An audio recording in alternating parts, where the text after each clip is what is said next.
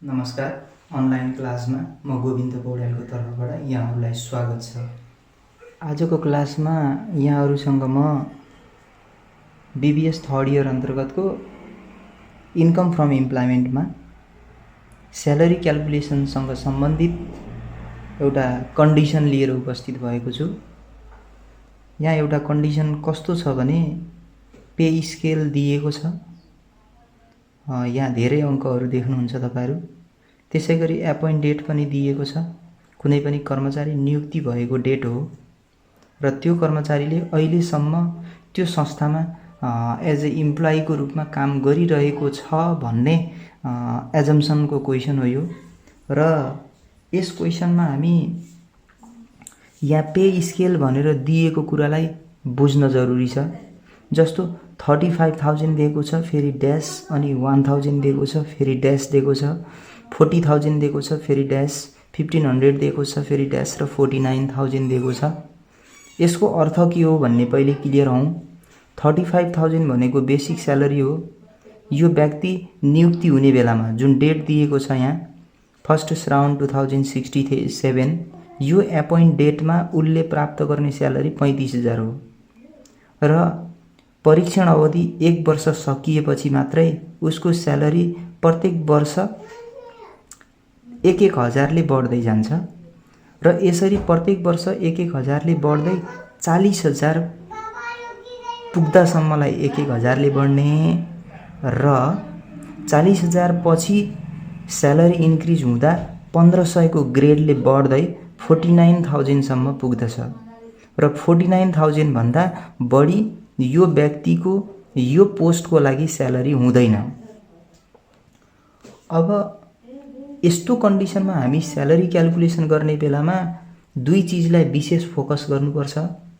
एउटा appoint date income इयरको बिगिनिङमा छ या छैन भन्ने कुरा र अर्को हामी स्यालेरी क्याल्कुलेसन गर्दै कुन इन्कम इयरसम्म पुग्नुपर्छ त भन्नेसँग सम्बन्धित सवाल हो। जस्तो अहिले तत्कालको इन्कम इयर, अहिले रनिङ इन्कम इयर भनेको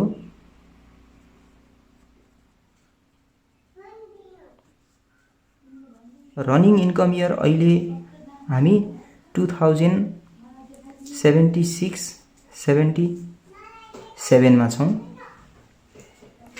हामीले जहिले पनि स्यालेरी क्याल्कुलेसन गर्दा वा इन्कम ट्याक्स पर्पजले अघिल्लो आय वर्षसम्मको स्यालेरीहरू क्याल्कुलेसन गर्नुपर्छ, ट्याक्स क्याल्कुलेसन गर्नुपर्छ। तसर्थ हामीले यहाँ स्यालेरी क्याल्कुलेसन गर्दा अहिलेको रनिङ फिस्कल इयर भनेको 2076-77 हो भने यो भन्दा जस्ट प्रिभियस भनेको अघिल्लो इन्कम इयर सम्मको स्यालेरी निकाल्नुपर्छ। अर्थात 75-76 सम्मको हामीले स्यालेरी क्याल्कुलेसन गर्नुपर्ने हो। र स्यालेरी क्याल्कुलेसन गर्दा अहिले यहाँ हामीलाई एपोइन्ट डेट दिएको छ। यो एपोइन्ट डेटमा बेसिकली फोकस गरेर हामी स्यालेरी क्याल्कुलेसन गर्छौं। म स्यालेरी क्याल्कुलेसन गर्दा जस्तो कुनै पनि इन्कम इयर 1 श्रावणदेखि स्टार्ट भएर नेक्स्ट इयरको इन्ड अफ असाढमा गएर क्लोज हुन्छ। तसर्थ यो एपोइन्ट डेट 1 श्रावण 2067 हो भने यो तपाईको बिगिनिङ अफ इन्कम इयर नै हो। अब हामी यहाँ स्यालेरी क्याल्कुलेसन गर्दा फिस्कल इयर 2067 को श्रावणदेखि स्टार्ट भएर यो फिस्कल इयर 68 को असाढमा गएर टुङ्गिन्छ।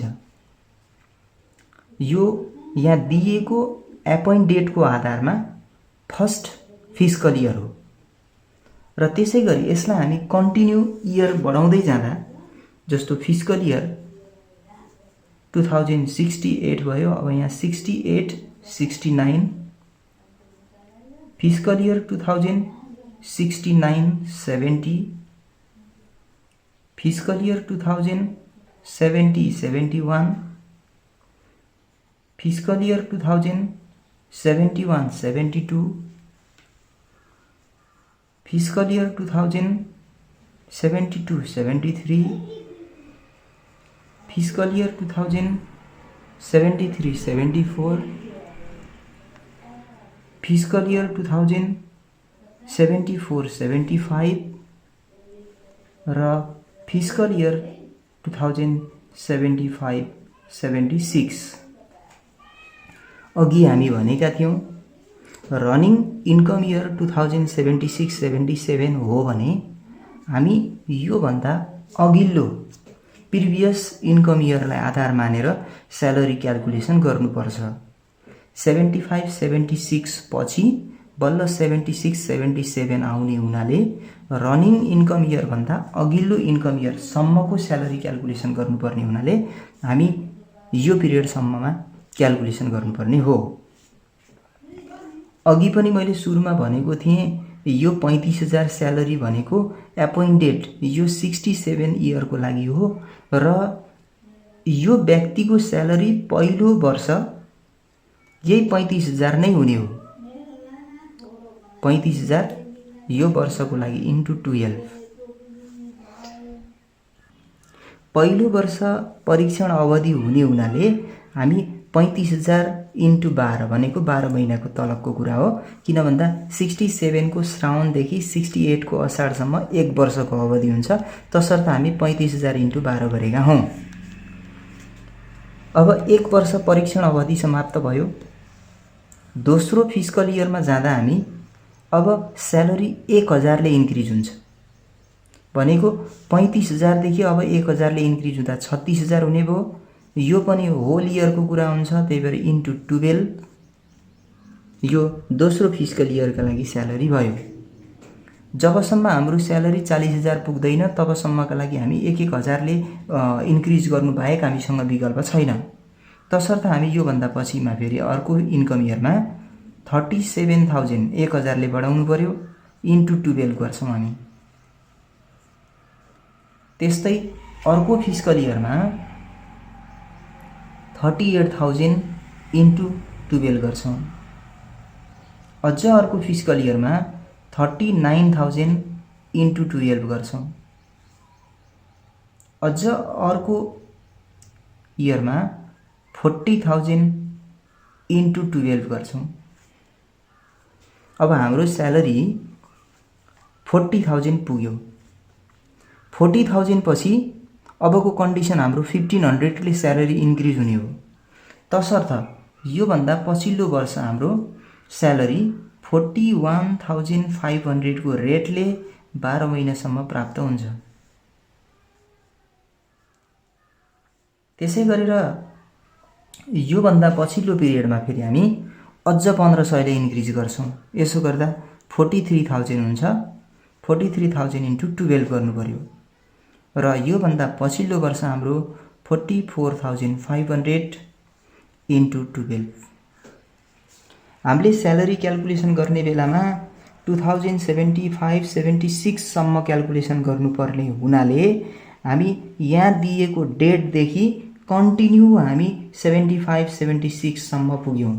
एकपल्ट के कुरा विचार गरौँ भने यो स्यालेरी क्याल्कुलेसन गर्ने बेलामा धेरै जसोको इरर हुन्छ। त्यो इरर नहोस् भन्ने उद्देश्यले हामी फेरि एकपल्ट यो इयरहरूलाई रिभ्यू गरौँ।